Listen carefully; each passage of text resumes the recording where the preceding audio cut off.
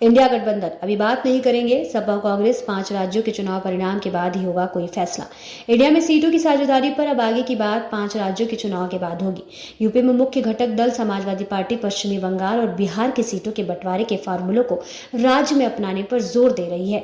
वहीं कांग्रेस वर्ष 2009 के लोकसभा चुनाव को आधार बनाते हुए सीटें चाहती है।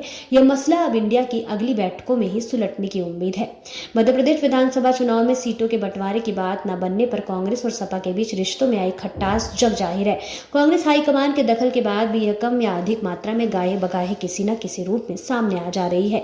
माना जा रहा है कि कांग्रेस और सपा के बीच सीटों का बंटवारा अब आसान न होगा। सपा अध्यक्ष अखिलेश यादव ने नवरात्र में कुछ लोकसभा टिकट घोषित किए जाने का ऐलान किया था, लेकिन पार्टी की ओर से कोई आधिकारिक सूची जारी नहीं की गई। राजनीतिक सूत्रों का कहना है कि इंडिया गठबंधन के कांग्रेस समेत कई घटक दल फिलहाल 5 राज्यों के चुनाव पर ध्यान केंद्रित किए हुए हैं। इसलिए तय हुआ है कि इंडिया की अगली बैठक इन राज्यों के चुनाव के बाद ही की जाएगी। यहां तक कि संयुक्त रैली का कार्यक्रम भी फिलहाल टाल दिया गया है, क्योंकि राज्यों के चुनाव में कई घटक दल एक दूसरे के खिलाफ चुनाव लड़ रहे हैं। इंडिया गठबंधन में प्रतिनिधित्व कर रहे सपा के एक नेता कहते हैं कि सीटों के बंटवारों को लेकर कोई कितना भी कयास क्यों न लगाए, लेकिन हकीकत यह है कि अभी सबका ध्यान 5 राज्यों के विधानसभा चुनाव पर है। वहां की जीत हार भी बहुत कुछ तय करेगी। अखिलेश यादव से मिली कृष्णा पटेल, लोकसभा चुनाव पर मंथन।